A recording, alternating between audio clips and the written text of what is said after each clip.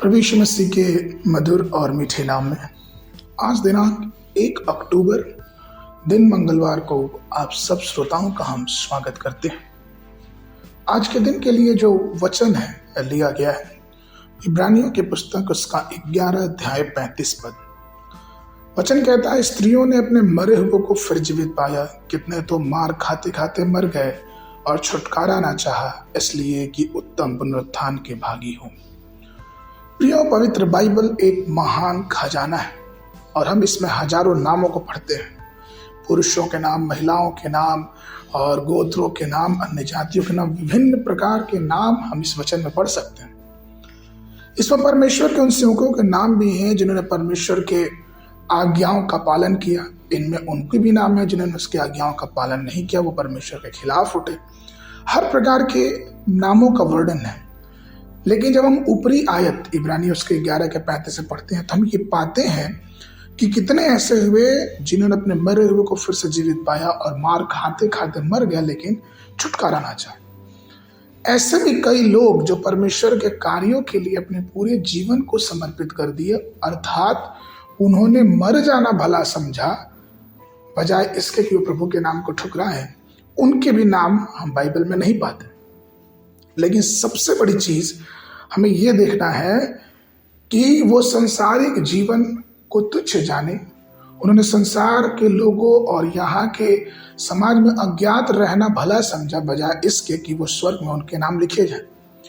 प्रकाशित वाक्य उसके 14 अध्याय के 13 पद में वचन कहता है, और मैंने स्वर्ग से एक शब्द सुना कि लिख, जो मुर्दे प्रभु में मरते हैं वे अब से धन्य है। आत्मा कहता है हाँ, क्योंकि वे अपने परिश्रम से विश्राम पाएंगे और उनके कार्य उनके साथ हो लेते हैं। प्रिय, आपको मालूम इब्रानियों की पुस्तक उसके 11 अध्याय में कुल मिला के 17 परमेश्वर के दासों के नाम व्यक्त है। इनके विषय में यह बताया गया कि किस प्रकार से उन्होंने परमेश्वर के प्रति अपने जीवन को समर्पित किया। लेकिन वहीं पे असंख्य ऐसे भी नाम हैं जो बाइबल में नहीं लिखे गए। आज बहुत सी जगह जब आप घूमते हैं, जब आप देखते हैं तो बहुत सी जगह बड़े बड़े पोस्टर्स लगे होते हैं, बड़े बड़े पैम्पलेट्स छपे होते हैं जिसमें प्रभु के दासों के नाम लगे रहते हैं। ठीक है, इसमें कोई बुराई नहीं है, लेकिन क्या हम उन लोगों को भी ध्यान देते हैं जो परमेश्वर की सेवाओं में, क्षेत्रों में जाके, गांव में जाके और ऐसी जगहों पे जाके जहाँ पे सुविधाएं नहीं है वहां जाके परमेश्वर की सेवा कर रहे हैं?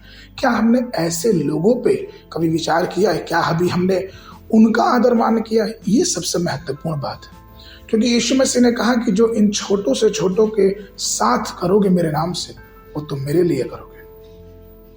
प्रिय, जब हम ऐसा कार्य करते हैं तो परमेश्वर का अनुग्रह हमारे जीवनों में बिल्कुल आता है।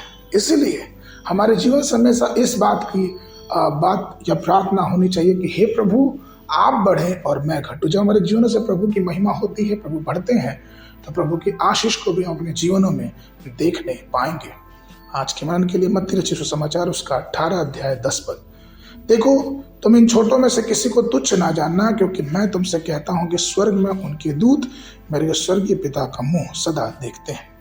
बाइबल अध्ययन के लिए सुबह के समय यशायाह नबी की पुस्तक उसका 11, 12, 13 अध्याय, शाम के समय इफिसियों की पत्री उसका 4 अध्याय। परमेश्वर आप सबको आशीष देवे।